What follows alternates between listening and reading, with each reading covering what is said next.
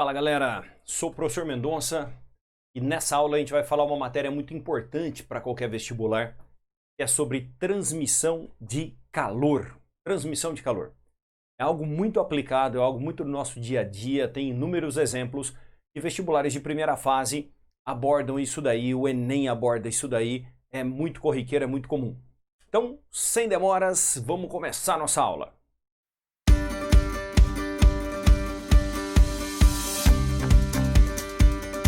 Nosso primeiro assunto é relacionado à condução de calor.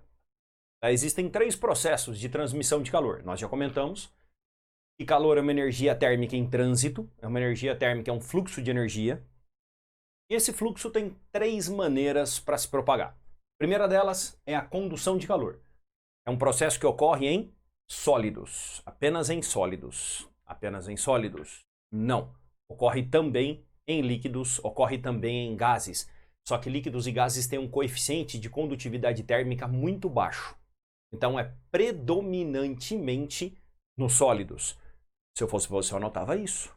Porque eu já vi questões abordando coisa desse tipo. Ah, a condução é exclusiva de sólido? Não. Tanto é que você vai em tabelas e encontra coeficiente de condutividade térmica do ar, coeficiente de condutividade térmica de líquidos, bem menores do que sólidos, principalmente sólidos condutores de calor. Envolve apenas transporte de energia, não há transporte de matéria na condução de calor. A condução de calor se dá basicamente da seguinte maneira. Vamos supor que eu tenho aqui uma barra de ferro, eu forneço calor para essa barra de ferro aqui. Então o que acontece é que os átomos que estão próximos do fornecimento de calor, eles vão ter uma agitação muito elevada. Eles começam com uma agitação muito elevada. E essa agitação vai sendo passada ao longo da barra. Sempre a agitação vai estar maior onde o fornecimento de calor ocorre. E essa agitação vai sendo passada, vai sendo transmitida pela barra. Se essa barra transmite muito bem essa agitação de calor, ela é uma boa condutora de calor. São as cerâmicas, boas condutoras de calor, bons condutores de calor. Os metais são bons condutores de calor. Tem metais que conduzem muito melhor do que outros. Por exemplo, o cobre é muito melhor condutor de calor do que o ferro. A gente tem um exemplo para isso daqui. Ó. Eu tenho aqui um chifrinho feito de arame, ó, onde esse lado é cobre e esse lado é ferro. Um lado de cobre e um lado de ferro. Eu vou fazer. Vou pegar um maçarico aqui, um maçariquinho, e vou mandar, só que eu preciso de um... Ah, eu tenho aqui. Vou segurar aqui com a minha meia.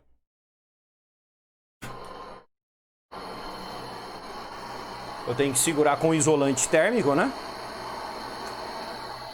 Senão queima a minha mão. Tá aqui. Vamos ver qual vela cai primeiro. Deixa eu abrir mais o gás.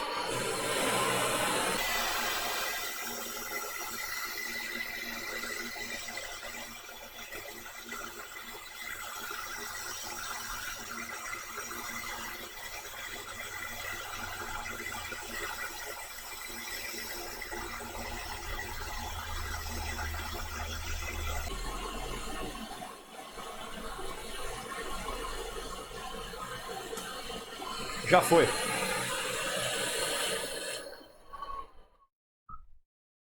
Já foi.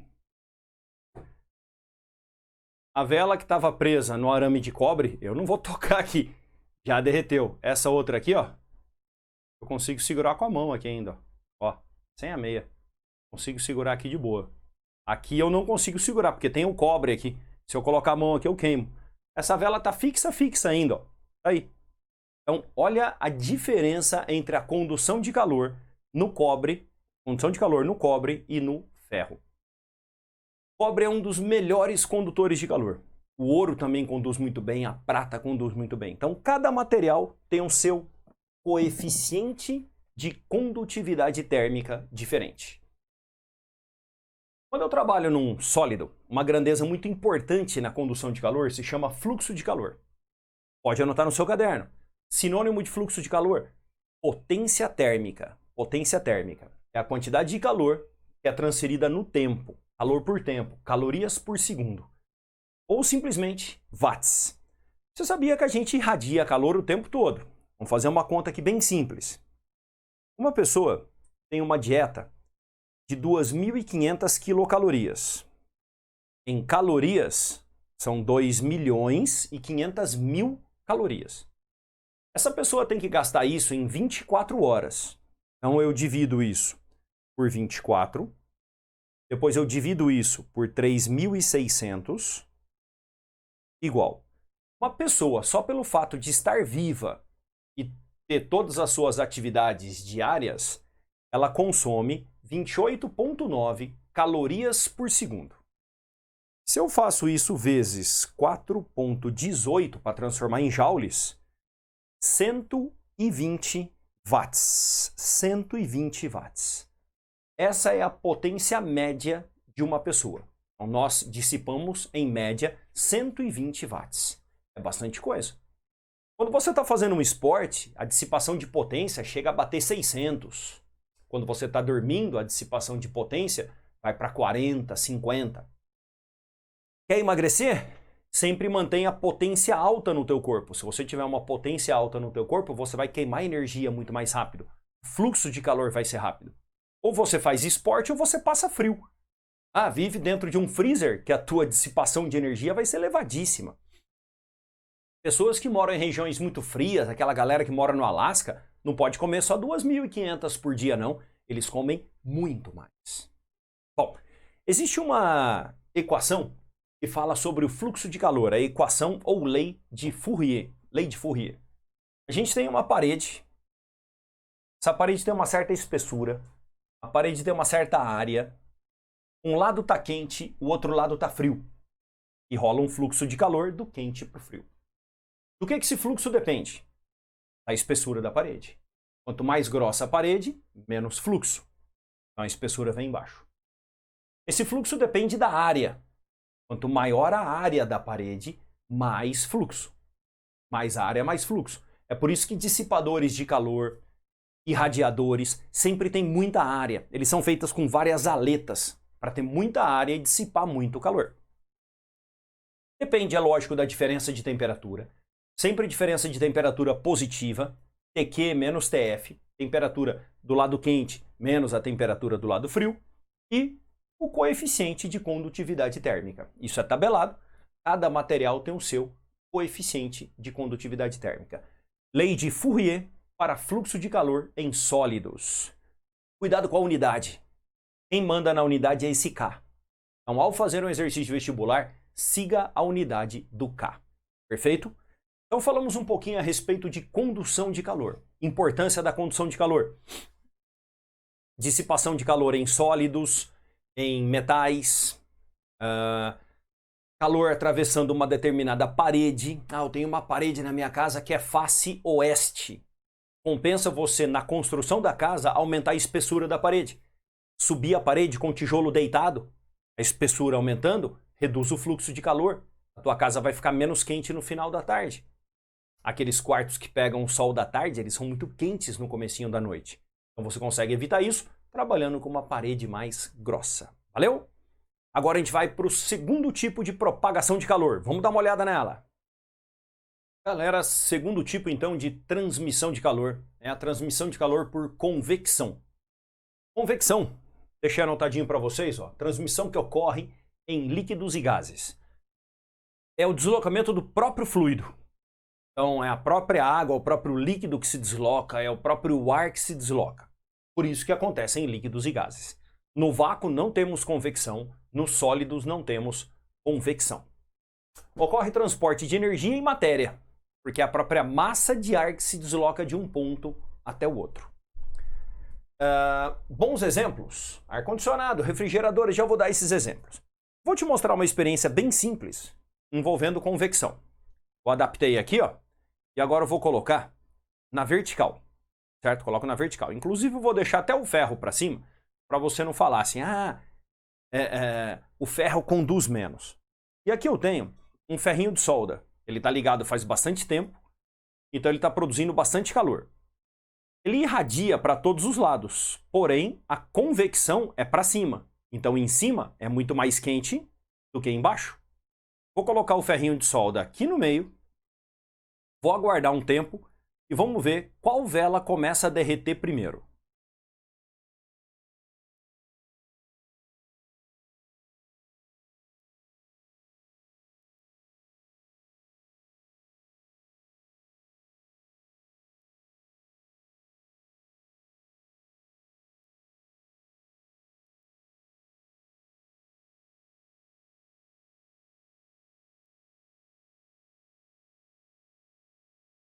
Olha aí, povo. A vela de cima já começou a pingar. Ó, vela de cima já tá pingando. Já deu o primeiro pingo, já tá indo pro segundo pingo. E a de baixo, nada. Vou aproximar da câmera aqui, ó, pra você ver.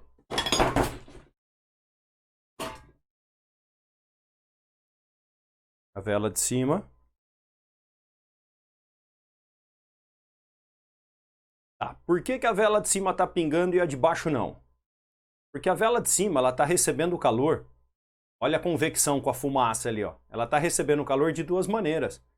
Por irradiação e por convecção. A vela de baixo só recebe por irradiação, recebe muito menos calor. A fumaça indo para cima, indicando a convecção sempre para cima. Aí ela não para de pingar agora. Ó. Tá? Mostrando então o processo de transmissão de calor por convecção. Legal?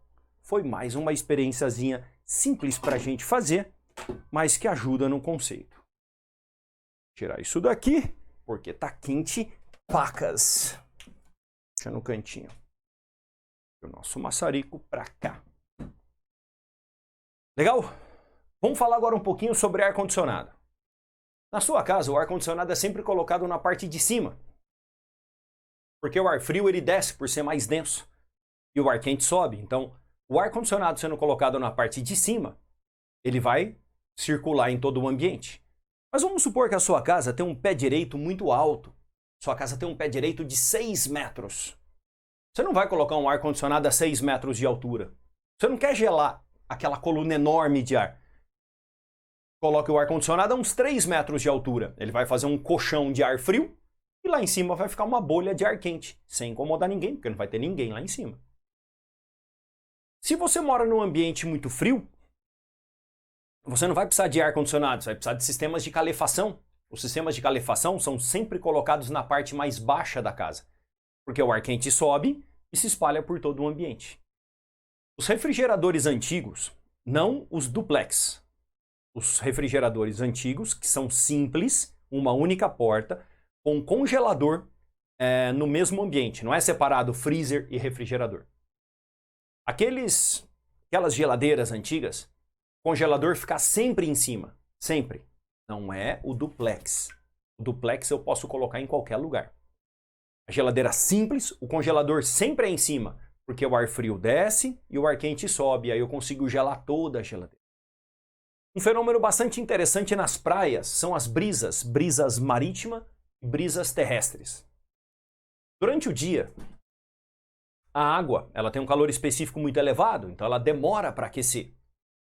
Então a água fica mais fria do que a areia. Cria um ar quente em cima da areia, porque a areia está muito quente. Esse ar quente sobe, sugando o ar frio que está em cima da água. Então durante o dia na praia, sopra um vento vindo do mar para a terra, chamada brisa marítima. Só que à noite, a areia esfria muito rápido e a água demora para esfriar. Então à noite a água está mais quente do que a areia. O ar quente fica em cima da água, puxa o ar frio que está na terra e à noite sopra a brisa terrestre. Então a diferença dessas duas brisas é exatamente a convecção. No ensino médio e vestibulares, nós não trabalhamos com equações matemáticas da convecção. Isso daí é só na engenharia civil, numa matéria chamada fenômenos do transporte ou hidrodinâmica. Aí você vai trabalhar a propagação por convecção na matemática. Aqui para vestibulares, apenas questões teóricas. Legal? Vamos ao terceiro e último método de propagação de calor. Então agora, galera, terceiro e último processo de transmissão de calor é a irradiação. A irradiação, ela ocorre por onda eletromagnética, e a gente sabe que a onda eletromagnética se propaga no vácuo, então é o único processo que ocorre no vácuo. Fez vácuo, não rola convecção, não rola condução, apenas irradiação. Cuidado com essa afirmativa, hein? Ocorre por ondas eletromagnéticas, principalmente o infravermelho. Eu andei dando uma pesquisada, não é exclusivamente o infravermelho, principalmente o infravermelho. Você também tem micro-ondas, que gera irradiação e aquecimento, e a parte da luz visível também consegue fazer isso, principalmente no infravermelho. Nós temos um esqueminha aqui, ó, mostrando que tem um determinado corpo, vem 100% da irradiação, por exemplo, a luz do sol. Parte é refletido, parte é absorvido e parte é transmitido. Nós chamamos essas coisas na física de refletância, absorbância e transmitância. São essas três propriedades. Algo bastante interessante é quando a gente compara isso daqui lá na ótica com o corpo negro ideal e o corpo branco ideal. O corpo negro ideal, ele absorve 100%. Então ele não reflete e não transmite. O corpo branco ideal, ele reflete 100%.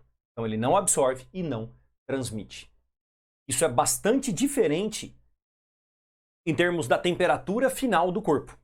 Então se eu colocar um objeto preto na luz do sol e um objeto branco na luz do sol, esse objeto preto ele vai absorver a radiação e vai aquecer muito mais. E o objeto branco vai refletir. Então se você sair com uma camiseta preta no sol, vai aquecer. Eu vou te mostrar um pedacinho de um vídeo, que inclusive está no meu canal, onde eu testo os dois lados do papel alumínio. Tem um lado que é brilhante e tem um lado que é fosco. E dá uma boa diferença. E se eu pintasse um desses papéis alumínios de preto, daria uma diferença enorme, gigante. Quando você pinta de preto, ele absorve muito mais a irradiação. Mas é muito mais mesmo. Agora, detalhe. Quem absorve também emite. Então, o corpo negro ideal, ele absorve e emite 100%. Tá bom? A lei que rege isso chama-se Lei de Stefan Boltzmann. Faltou um Nzinho aqui, hein? Stefan Boltzmann. Aqui, ó. Senão o cara vai rolar no túmulo lá e falar: porra, estão errando o meu nome, velho. A intensidade de radiação emitida, que é a potência pela área, por exemplo, eu estou irradiando calor agora. Então, a minha intensidade de radiação, ela é dada por essa expressão. O E é emissividade. Acredito que o corpo humano deve ter uma emissividade por volta de 0,2 mais ou menos. A gente não é um radiador muito bom. A emissividade vai de 0 a 1. 1 é 100%. Então, o corpo negro ideal tem uma emissividade 1, 100%. O corpo humano, um 0,2, estaria de bom tamanho.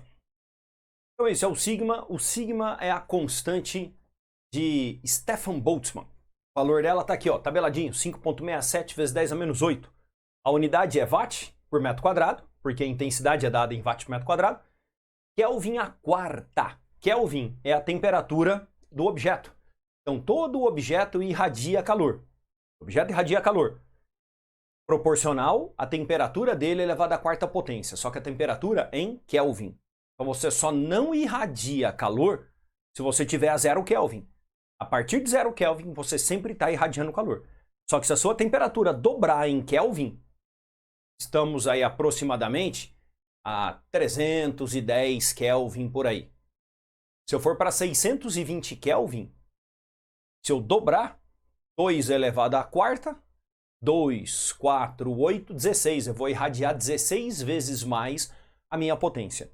No vídeo anterior, eu falei que a nossa potência é em torno de 120 watts. Então você vai irradiar perto de 2.000 watts. Seria um mega aquecedor de ambiente. Só que nota, eu teria que estar a mais de quase 300 graus aproximadamente. Eu estaria assado. Eu sairia do forno. Então, por exemplo, se você pegar um porco grandão de 100 kg, colocar ele no forno, deixar ele assar a 300 graus, tirar e colocar no meio ambiente, no momento que ele sai do forno inteiro, 100 kg, ele vai irradiar algo perto de 2.000 watts. Um senhor aquecedor de ambiente. Só que lógico que ele não tem o metabolismo, ele não tem uma fonte de energia para manter essa irradiação. Então isso é a lei de Stefan Boltzmann para irradiação. Muito legal, cara. Tem uma incidência muito boa.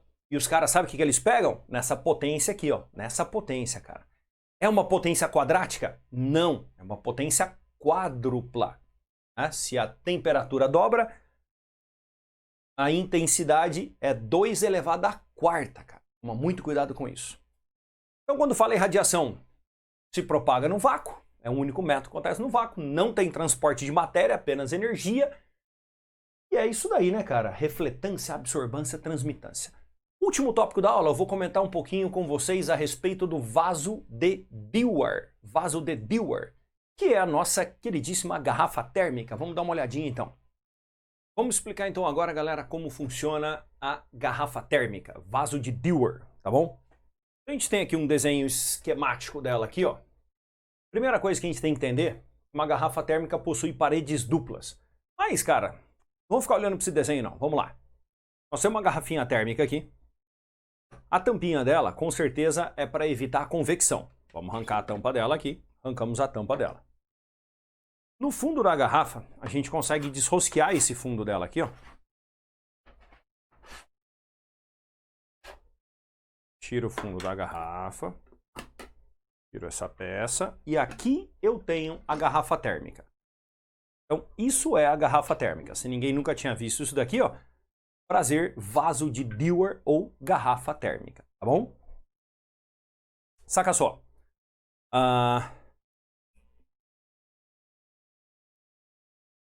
Então nós temos aqui, ó, paredes duplas. Ó, olha a grossura. Isso daqui são duas paredes de vidro, não é apenas uma. Eu tirei o foco. Ó, não é um vidrão grosso. São duas paredes finas, uma por fora e uma por dentro. Você está vendo que elas são espelhadas. Então tá aqui, ó, paredes duplas. Por que duas paredes? Com isso a gente evita, essas paredes duplas, a gente evita a condução de calor. Condução. No meio, nós temos vácuo.